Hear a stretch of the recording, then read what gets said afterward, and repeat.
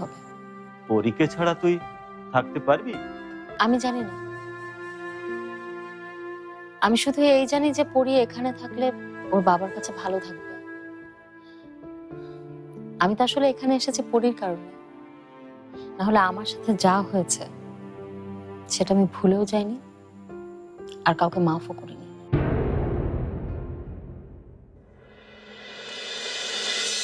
চাচা, আমার আত্মসম্মান, আমার অহংকার সবকিছু পায়ে ঠেলে আমাকে এখানে আসতে হয়েছে। আমার ভাবনা চিন্তায় পড়ি, তাছাড়া আর কেউ কিচ্ছু নেই।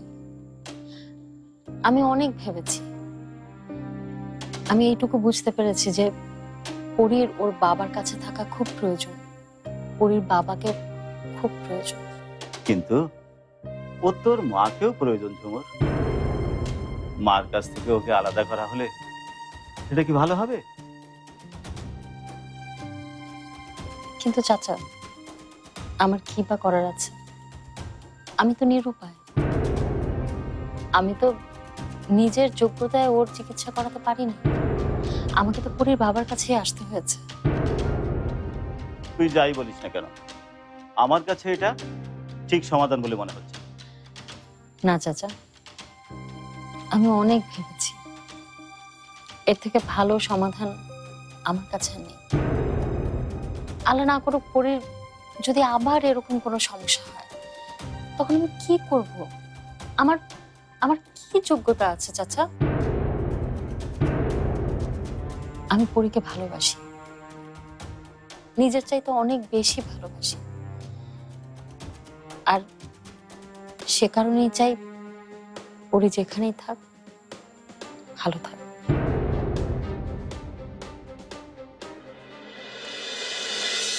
কেমন আছেন চাচা? ভালো, ভালো আছি বাবা। কখন এসছেন? এই তো কিছুক্ষণ। এতক্ষণ তো তোমার কথাই হচ্ছিল। ঝুমুর, তোমার সাথে আমার কিছু কথা ছিল, একটু আসবে আমার সাথে? কোথায়? এই তো বাইরে। চাচা, আপনার যদি কোনো সমস্যা না থাকে তাহলে একটু পরীর কাছে বসবেন, আমি একটু বাইরে যাব। না না, কোনো সমস্যা নাই, আমি বসছি, তোমরা যাও। ঠিক আছে, এসো।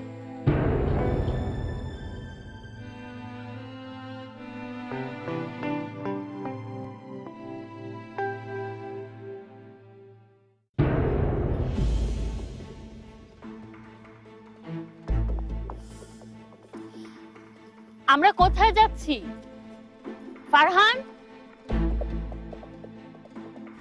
আমরা কোথায় যাচ্ছি?